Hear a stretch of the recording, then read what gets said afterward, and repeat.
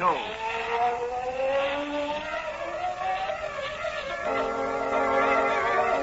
Sweeping down upon the underworld to smash gangland comes the mysterious, all-powerful character who is a problem to the police, but a crusader for law. In reality, Dan Garrett, a rookie patrolman, loved by everyone, but suspected by none of being the Blue Beetle. As the Blue Beetle, he hides behind a strange mask and a suit of impenetrable blue chain armor, flexible as silk, but stronger than steel.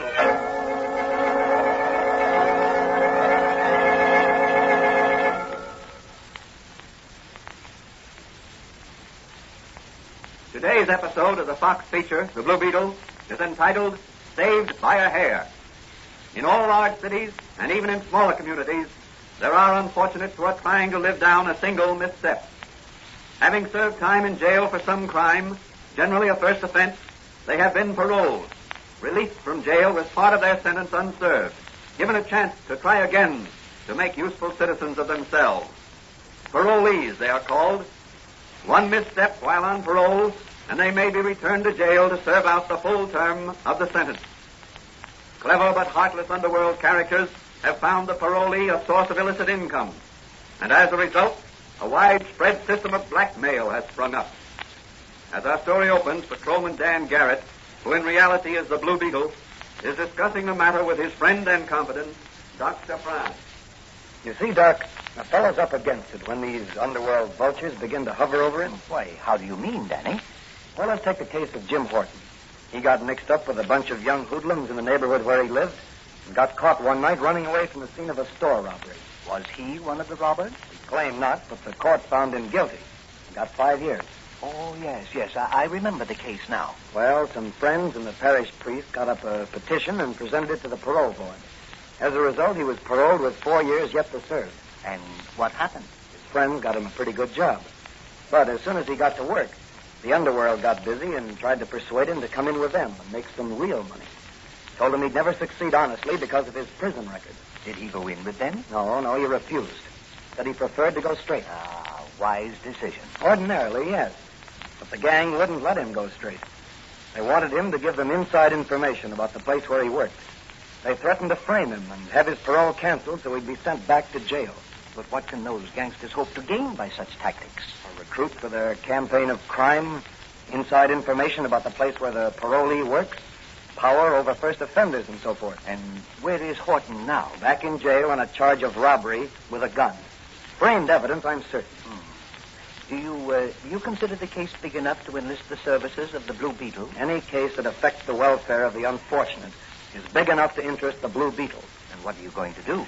I promised Mike Manigan I'd help him investigate this case. Jim Horton's father was a pal of Mike's before he died, and Mike is interested in helping Jim. I see. Well, if there's anything I can do to help, Danny, you know I'll be glad to do it. Oh, thanks, Doc. Well, I'll see you later. I'm going to meet Manigan down at police headquarters. Will you be back later to change into your Blue Beetle chain armor and mask if anything develops? I've got it all here in this briefcase so I can make a quick change on the job. Well, be careful, Danny boy. I will, Doc. So long.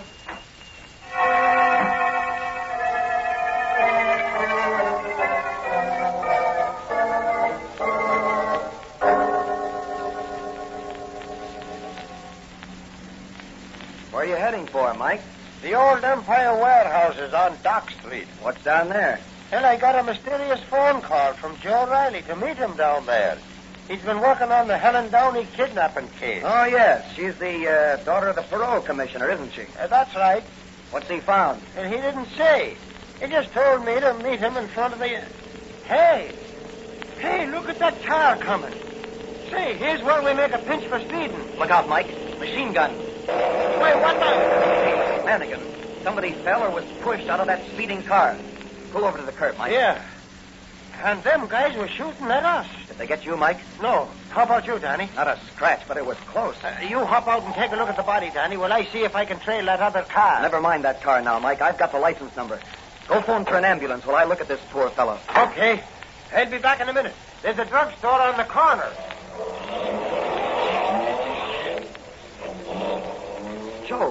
Joe Riley, bound and... Joe Riley. Can you hear me? It's Dan Garrett. Oh, Dan. Hello, Joe. Dan, tell Madigan they made me phone him. Who made you phone? The Mulberry Hill gang. They've got the girl in the... Hey, Joe.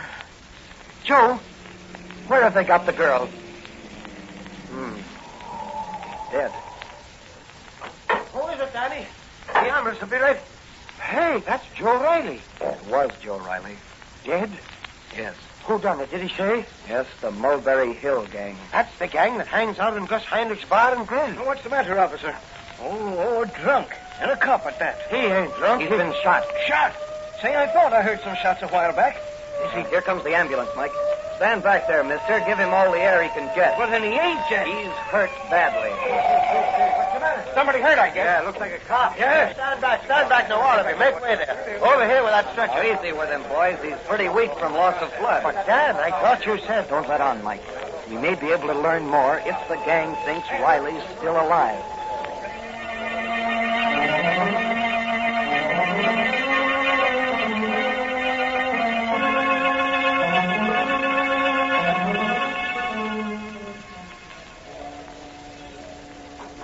Well, what's yours, buddy? Ginger ale.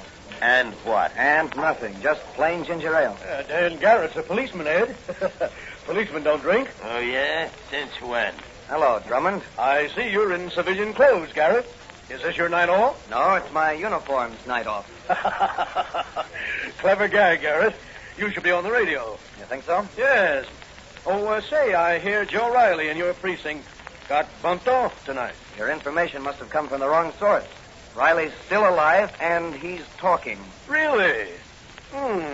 Well, it's nice to have seen you. I'll be getting along. And by the way, Drummond, Yeah? how do you keep your hair so black and glossy? You know spring chicken. It's a special diet I have. Uh-huh. Spelled D-Y-E-I-T. Huh? Oh, boy, you sure are quick on the pickup. You're in the wrong business. Not for the kind of pickups I like to make. Well, if you pick up the culprits who shot Riley, recommend me as their lawyer. Anytime a crook needs a lawyer, you usually get the business, Drummond. If the price is right.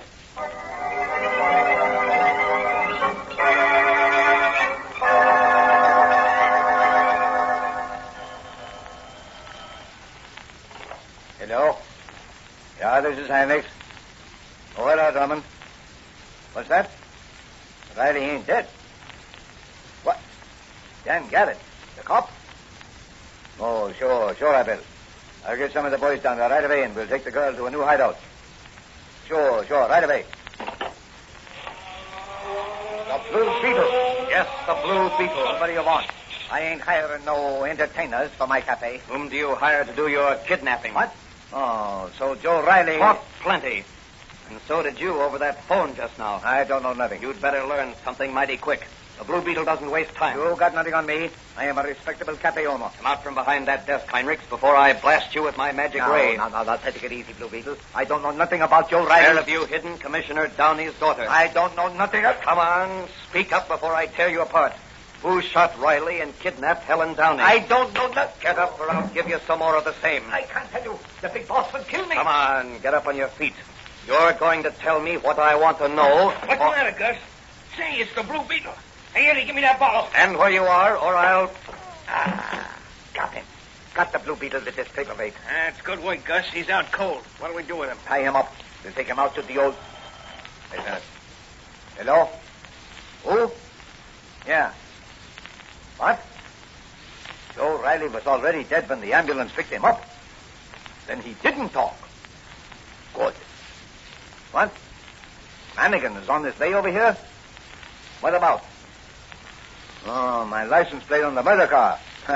Say, I fixed that. Okay. Goodbye. What's the matter, Gus? The mouthpiece just phoned. Now, look, Nosey. Mike Mannigan is on his way over here. You get my sedan. Drive it out to Lover's Leap and run it off the cliff into the sea. You got it? Yeah, but Be sure to take off the license plates first and destroy them. Also take one license plate for my roadster. But what's the idea? I'll say the murderers of Joe Riley must have stolen one of my license plates and used it on their car. Hey, the copper.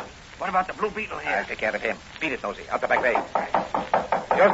Just a minute. I'm coming. But first, I'll open the safe and make this look like a robbery.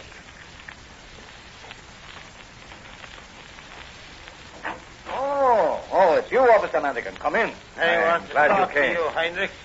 I want to talk to you about Joe Riley's murder. Yeah? Your license plates are on the car. Hey, who's that on the floor? That's a little present for you, Mannigan, with my compliments. The Blue Beetle. Well, I'll be... What's he doing here? I caught him robbing my safe. I overpowered him. He's all yours, Mannigan.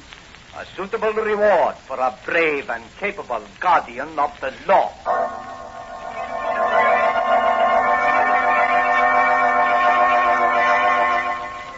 What will happen to the Blue Beetle now?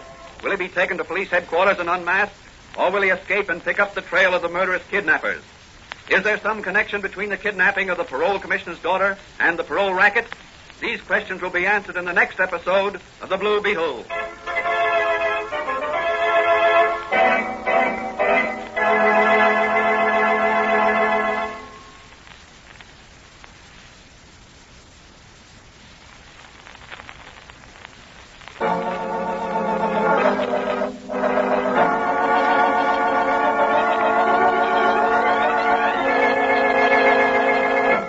The Blue Beetle is a copyrighted Fox feature appearing in Mystery Men Comics magazine and the Blue Beetle magazine. The Blue Beetle is on the air twice a week on this same station. Consult the broadcast schedule in your local newspapers. And don't forget to listen in to The Blue Beetle.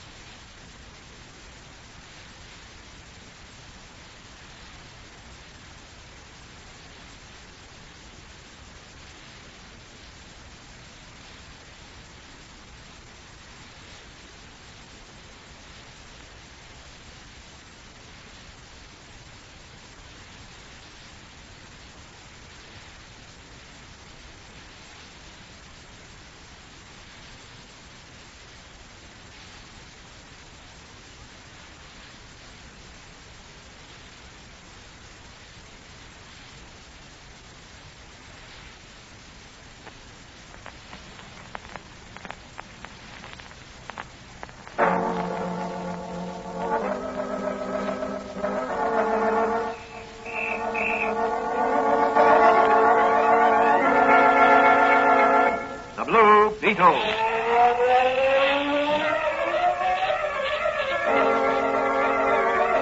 Sweeping down upon the underworld to smash gangland comes The mysterious, all-powerful character who is a problem to the police, but a crusader for law.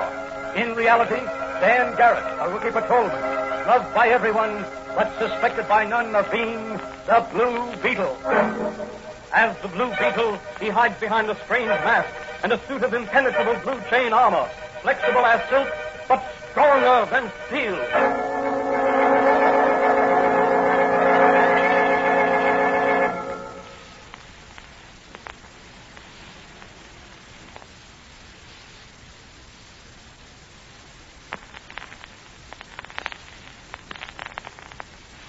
Today's episode of the Fox feature, The Blue Beetle, is the second part of a story entitled Saved by a Hair.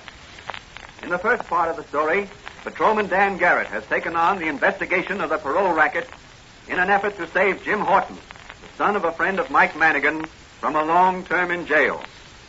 The body of Officer Joe Riley, investigating the kidnapping of Parole Commissioner Downey's daughter Helen, has been tossed out of a fleeing sedan. The license number of the murder car leads to Gus Heinrichs, cafe owner. While questioning Heinrichs, Dan Garrett, in his Blue Beetle disguise, is temporarily stunned by a blow on the head. Nosey, one of Heinrichs' henchmen, has been sent to cover up the murder trail by running Heinrichs' sedan off a cliff into the sea at Lover's Leap. As the episode ended, Heinrichs was turning over to Officer Mannigan the unconscious body of the Blue Beetle. As our story opens today, Mannigan, still in Heinrichs' office, is questioning him about the murder sedan. Now, what about this license number I have here? I'm sure I don't know anything about it. It's your number, ain't it? Yeah, it's my number. The license plate must have been stolen from my car. Well, where is your car now? In the garage back of my office here. Well, suppose we have a look. Well, what about the Blue Beetle on the floor there? No, he's still unconscious. He'll stay there till we get back. I've handcuffed him to the radiator pipe. All right, then this way. I have a passageway connecting with my private garage. Go ahead, I'll follow you, but no monkey business. So I'm unconscious, am I? I've just been playing possum. Now to burn these handcuffs off with my magic ray.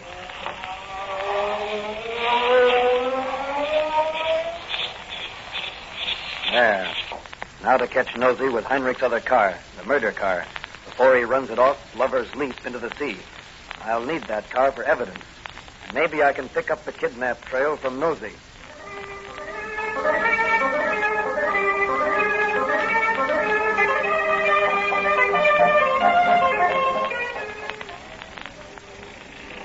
Now, that looks like the murder car ahead.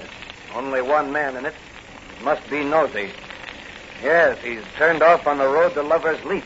I'll have to step on it. Here we go.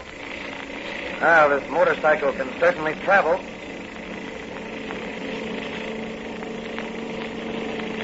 All right, Nosy. Pull up. Not me. No motorcycle cop's going to stop me. This is no motorcycle cop. It's the Blue Beetle, and he's going to nip. Hey, get off this running border. Put on those brakes. Put on those brakes, quick. We'll both go over Lover's Leap together. Maybe you're going, but not me, brother. I'm Oh, coming off. you don't. You're staying with me. Put on those brakes. It's too late. We're headed right for the cliff. Let me out of here. Let me out. You're going where I go, Nosy. I hope you can swim, because here we go.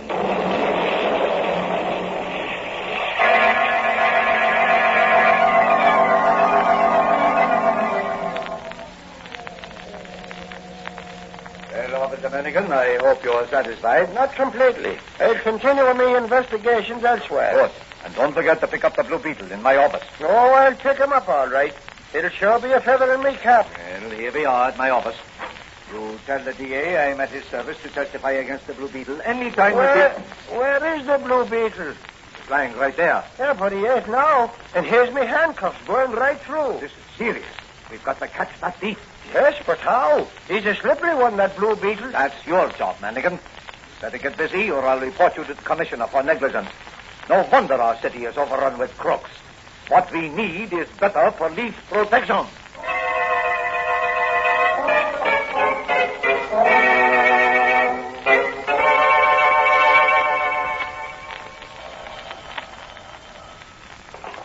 Hello? Commissioner Downey speaking. This is the Blue Beetle, Commissioner. The Blue Beetle? Yes. I think I've located your daughter. You have? Where is she? She's being held prisoner at the old sawmill. How do you know? I rescued one of the kidnapped gang from drowning, and the car he was driving went over the cliff at Lover's Leap. He confessed to me. Fine work. I'll have the police on the trail right away. Just a minute, Commissioner. Don't do that, please. Oh, what is this, a joke? If it is, I'll have every police officer in the city on your trail. Now, wait. Listen to me. Well?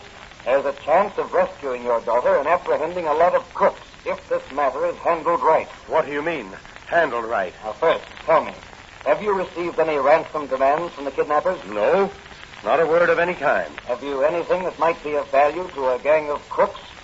No, not that I can think of. Any papers of any sort that might be of value to the wrong people? Only the parole records and recommendations, a list of prospective parolees. Where are they? In my safe here at home. That's the answer. This whole thing ties up with the parole racket. What do you mean? The kidnappers are after those papers. Who knows the combination of your safe beside yourself? Only my daughter. That's why they're holding her, to make her divulge the combination of your safe. They plan to steal those papers and blackmail every man that's out on parole or who may be later released on parole. Why, I never heard of such a fantastic plan. I'll call the police commissioner and Listen, Commissioner Downey. If you do that, you'll scare these rats underground. Well, what do you advise, Blue Beetle? Set no guards around your house at all. Move to a hotel right away. But I'll leave everything to me, Commissioner. The Blue Beetle will have these crooks rounded up before dawn.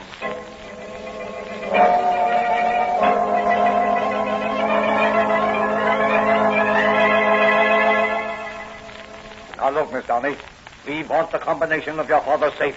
I won't tell you. I'm sure you will, Miss Downey. Squint. Yeah, boy. Start the saw going. Right. Run along through. You hear that, Miss Downey? Yes, I heard it. What about it? Just imagine yourself bound to a log being run through like a glass log. Why, you fiend. You wouldn't dare to... There? Spence, Yeah, boss. shut off the motor. Give me a hand here with Miss Downey. Right. You take her feet. I'll take her head. You dare touch me, and I'll scream the whole world down around your ears. You go ahead and scream. No one will hear you out here. We're miles away from civilization in the woods here. Pick her up, Squint. Right. Oh! Save me! Boss, let's get her.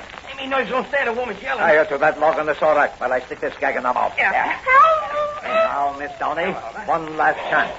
Will you tell me the combination of your father's safe? Shake your head, yes or no. All right. That's your last chance.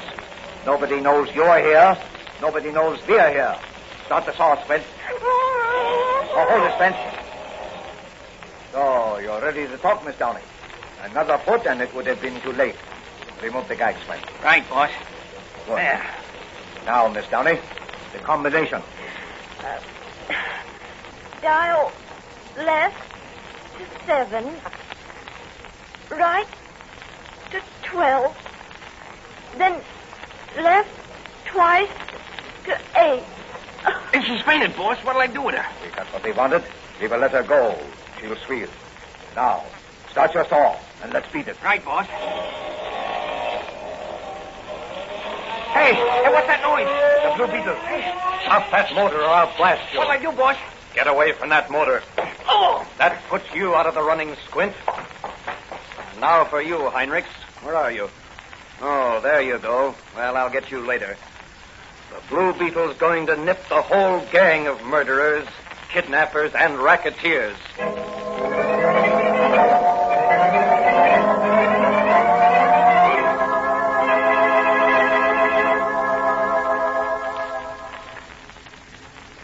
Left 7. Right 12.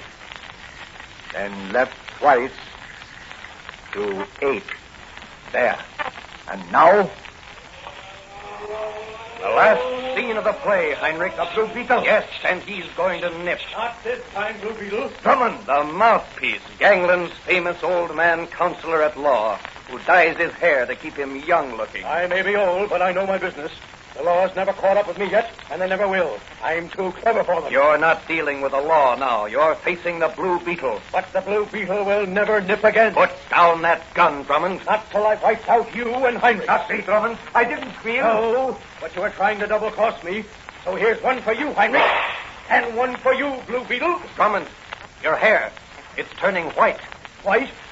My beautiful black hair turning white? Oh. That's for you, Drummond. Never turn your eyes from your opponent if you want to win your point. You vain old man. Your hair was your undoing and my salvation. Here comes the law for you, you crooks. They'll put you where you can't prey on poor unfortunates like Jim Horton. Your parole racket is smashed. The Blue Beetle's job is done.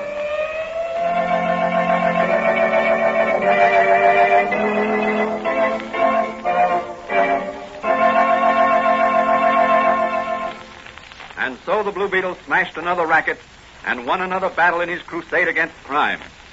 The moral of this story is that neither experience nor intelligence is proof against right and good. History proves that, in the long run, right always triumphs. Further adventures of the Blue Beetle will be dramatized in the next episode of The Blue Beetle.